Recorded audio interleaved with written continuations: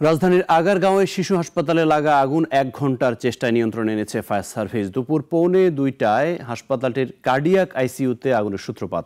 Acid বিস্ফোরণ থেকে ঘটনাটি ঘটেছে বলে ধারণা করা হচ্ছে। গঠন করা হয়েছে 5 সদস্যের তদন্ত কমিটি। অলিউল রনির রিপোর্ট। ঢাকা শিশু হাসপাতালের আইসিইউতে দুপুর 1:45টার দিকে এসি বিস্ফোরণে আগুনের সূত্রপাত। মুহূর্তের মধ্যে ধোঁয়ায় আচ্ছন্ন হয়ে যায় চারপাশ, পুড়ে যায় আসবাবপত্র ও মেশিন, চূর্ণ বিচূর্ণ হয়ে যায় দরজা জানালার কাজ।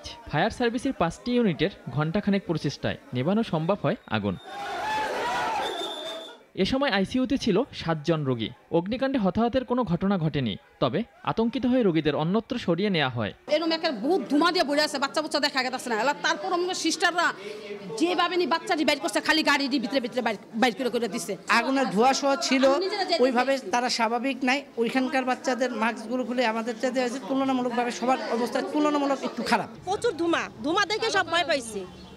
কালা কালা সব ধুমা উপরে উঠে গেছে, 5 তলায় ধুমা উঠে গেছে। হাসপাতাল কর্তৃপক্ষ বলছে তদন্ত করে ক্ষয়ক্ষতি নিরূপণ করা হবে, নেওয়া হবে প্রয়োজনীয় ব্যবস্থা। যেই ওয়ার্ডটা ক্ষতিগ্রস্ত হয়েছে সেই ওয়ার্ডটাকে আমরা আপাতত স্থগিত রাখবো, বাকিগুলো চালু করার চেষ্টা করবো যদি তারা আমাদেরকে এই স্বীকৃতি দেয়। এবং এই মুহূর্তে কিন্তু তদন্ত কমিটির ছাড়া আমরা কিছুই বলতে পারছি না। খবর পেয়ে হাসপাতালে ছুটে আসেন স্বাস্থ্য প্রতিমন্ত্রী।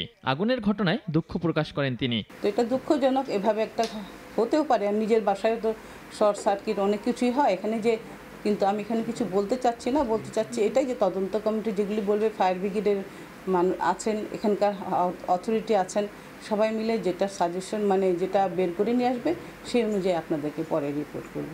অগ্নিকাণ্ড এড়াতে কর্তৃপক্ষকে আরও সচেতন হওয়ার পরামর্শ রোগীর আত্মীয় স্বজনদের। অলিউল রনি, নাগরিক, ঢাকা। ওয়ালটন ফ্রিজ কিনে অনেকের মতো আপনিও হয়ে যেতে পারেন মিলেনিয়াল। সেরা পণ্যের সেরা অফার।